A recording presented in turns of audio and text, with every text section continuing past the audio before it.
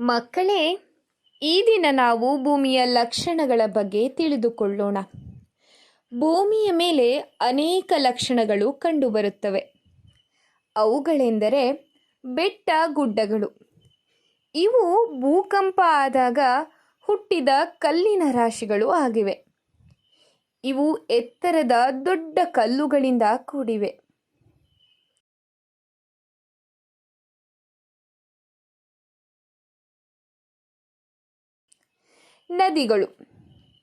ನದಿಗಳು ಒಂದು ಪ್ರದೇಶದಿಂದ ಇನ್ನೊಂದು ಪ್ರದೇಶಕ್ಕೆ ಹರಿಯುತ್ತವೆ.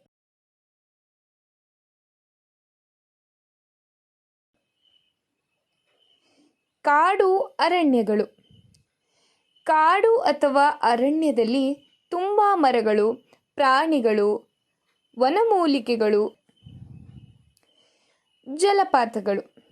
ಜಲಪಾತಗಳು ಎಂದರೆ ಹರಿಯುವಾಗ ತುಂಬ ಆಳಕ್ಕೆ ಮೇಲಿನಿಂದ ಕೆಳಗೆ ಬೀಳುತ್ತವೆ.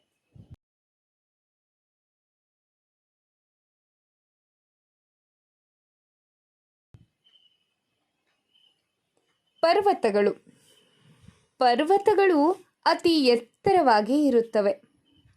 ಇವು ಹಿಮದಿಂದ ಕೂಡಿರುತ್ತವೆ.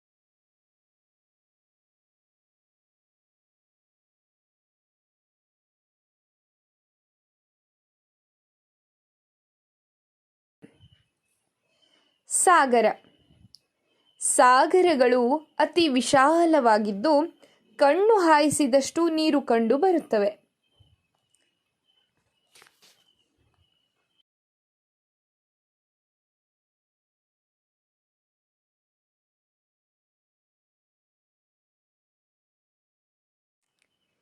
ಜ್ವಾಲಾಮುಖಿಗಳು.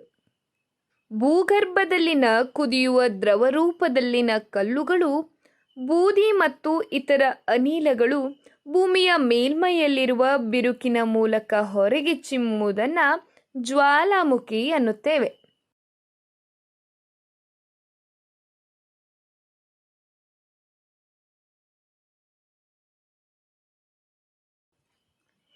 ಇನ್ನು ಮರುಭೂಮಿಯಲ್ಲಿ ಎಲ್ಲಿ ನೋಡಿದರೂ ಮರಳು ಕಂಡು ಬರುತ್ತದೆ.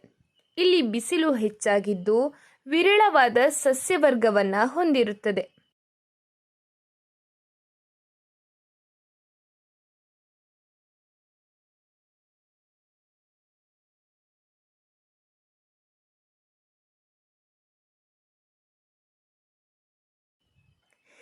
ಕಣಿವೆ. ಎರಡು ಬೆಟ್ಟಗಳ ನಡುವಿನ ಜಾಗವನ್ನು ಕಣಿವೆ ಎನ್ನುತ್ತೇವೆ. ಈ ಕಣಿವೆ ಪ್ರದೇಶ ಇಳಿಜಾರಾಗಿರುತ್ತದೆ.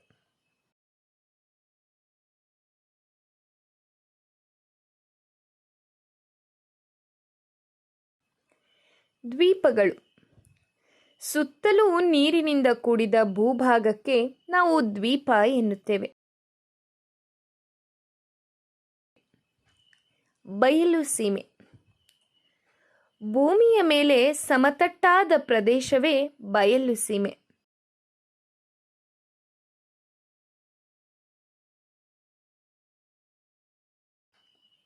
ಹಗಲು ಮತ್ತು ರಾತ್ರಿ. ಭೂಮಿ ತನ್ನ ಸುತ್ತುತ್ತಾ ಸೂರ್ಯನನ್ನು ಸುತ್ತು ಹಾಕುವುದರಿಂದ ಹಗಲು ಮತ್ತು ರಾತ್ರಿಗಳು ಸಂಭವಿಸುತ್ತವೆ. ಗಾಳಿ. ದೊಡ್ಡ ಪ್ರಮಾಣದಲ್ಲಿ ಅನಿಲಗಳ ಹರಿವನ್ನು ಗಾಳಿ ಎನ್ನುತ್ತೇವೆ. ಭೂಮಿಯ ಮೇಲೆ ಹೆಚ್ಚಾಗಿ ಗಾಳಿಯು ಕಂಡುಬರುತ್ತದೆ.